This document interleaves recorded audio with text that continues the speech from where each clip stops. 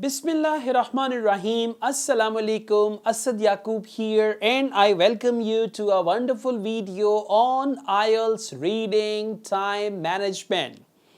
Time management has been a serious issue for many IELTS candidates, especially academic IELTS candidates, where there are three long and lengthy passages, 1 hour time, 40 questions. So academic candidates, sometimes they don't reach part 3 or the third passage. In this video, I'll try to give you 8 to 9 solid tips to help you with your time management in IELTS reading module. Let's start. First of all, practice timing yourself while doing practice tests. The other day, a student came to me and said, "Sir, in reading, I can get 36 correct answers out of 40. And I said, "Bravo, well done, very good. What seems to be the problem?" And that student said, "Sir, I have one problem. The problem is I do that reading test in 3 hours when I get 36 correct answers." Now 3 hours, 36 correct answers, it means 1 hour, 12 correct answers. Okay, so be careful. You need to practice your timing since day one. You need to practice your timing. Like when you start reading, from day one, when you practice, you need to time yourself 20 minutes for each passage, 15 minutes for first passage, 20 minutes for second passage, and 25 minutes for third passage, like this. Or you can just time your question by question, and you should have the timer with you when you are practicing. You can have your mobile device with you on aeroplane mode, and you can see the time there. So day one, when you start your reading practice, you need to time yourself, okay? Once you complete a test and you're doing debriefing on that test, then you can spend a lot of time, there's no problem. Next, read the instructions carefully before starting each set of questions. Now listen very carefully. Some set of questions. What is a set of questions? True, false, not given, 5-6 questions. Sentence completion, 5-6 questions. Multiple choice, 5-6 questions. This is what we call set of questions. Some sets of questions are type A, where questions and their answers are in order. If you find the answer to one question, you read on the passage, you will find next answer. You read on, you will find the next answer. Okay, so you need to know which is type A, which is type B, and always start your reading test with type A questions, because for type B, sometimes you need to take a full tour of the passage, full round of the passage. You need to scan every corner of the passage. So once you finish type A questions, you will be familiar with the passage, and then type B will become easier for you. So you need to understand the question type and read the instructions carefully. Sometimes it's one word, no more than 2 words. Now, no more than 2 means maximum 2 words. No more than 3 words. That means maximum 3 words. So you need to follow that actually. Next, skim through the passage quickly to get an idea of its structure and content. Sometimes when you read the first line of the paragraph, you get to know that this is the introduction of the paragraph, of the passage. Then they talk about past, then they talk about present, or whatever they say. The first line of each sentence, writers, they usually introduce the main idea in the first line of the paragraph, the main idea of the paragraph. So if you read the first line of all the paragraphs identifying the main idea, sometimes they label titles, subtitles, so they label the passage. Sometimes they give the title or subtitle to the passage. These headings, subheadings are there in general training IELTS as well as academic IELTS, so they will help you a lot. So I advise you, within 20-30 seconds, you need to skim read. This is the title of the passage, this is subtitle. Read a couple of lines in the first paragraph, because when the writers start any article, these are articles, okay? In the first paragraph, they introduce the article. So you will get to know what this piece of information is about, and that understanding will help you process 14 questions, which usually are with one passage. Next, use headings and subheadings and quickly find relevant information. Don't spend too much time on one question. Very important tip for your time management. what do the students do? They are stuck with a question. They don't find the answer. They look around. They become crazy. They don't move ahead because they don't want to miss that one question. And because of the fear of not missing the question or the fear of missing the question, they actually spoil the rest of their reading test.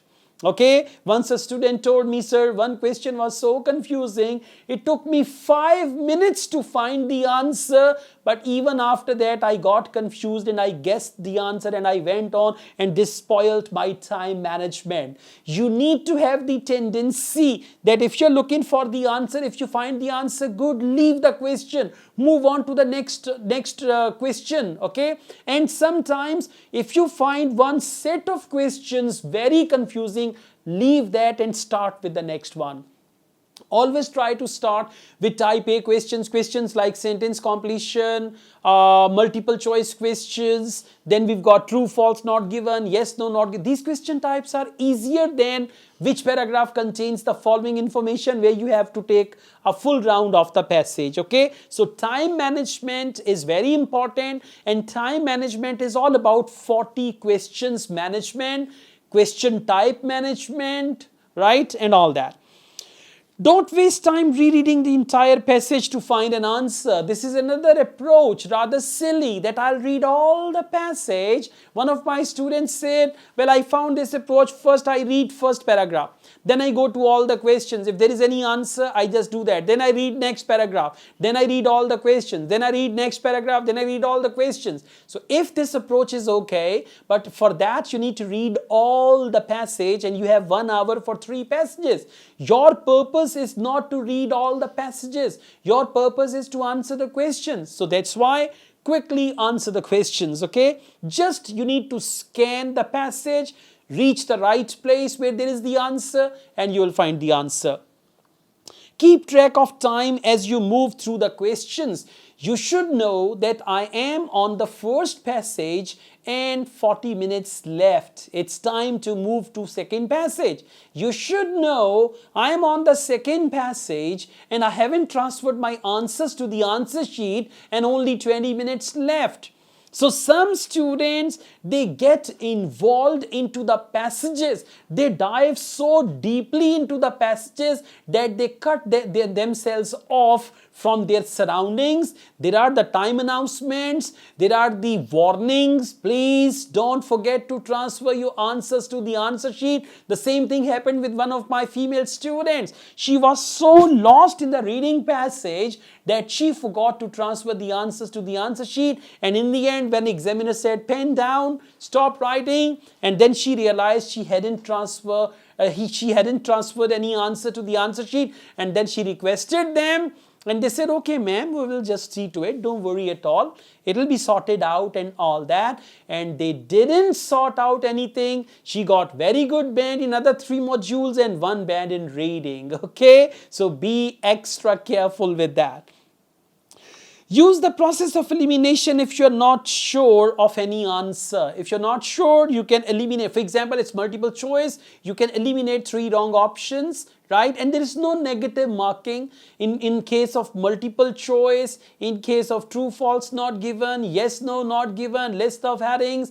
You can always guess, okay? If you know the time is running out, and there are several questions which have to be answered. So for true, false, not given, write all true. If there are 6 questions, 2 to 3 will be right.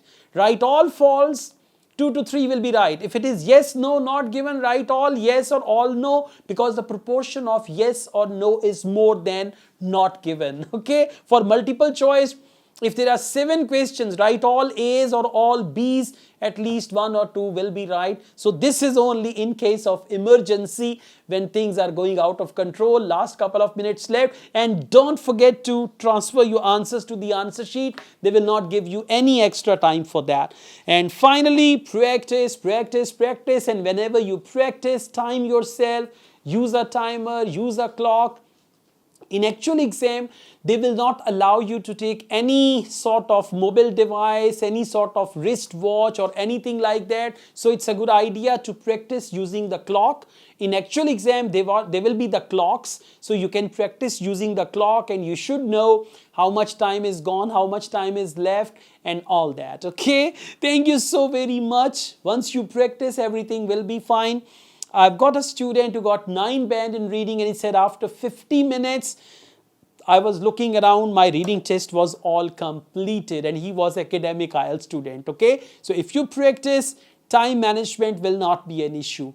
I also teach IELTS online all over the world and in campus in Lahore. If you wish to be the part of my online or in-campus IELTS classes, and we offer IELTS test booking service in Pakistan. If you want to book your IELTS exam in Pakistan, you can contact us, and before exam, I provide study plans for preparation. So for all these things, my WhatsApp number is given. You can contact me for that. Asad Yaqub truly wishes you best of luck. Take care. Allah Hafiz.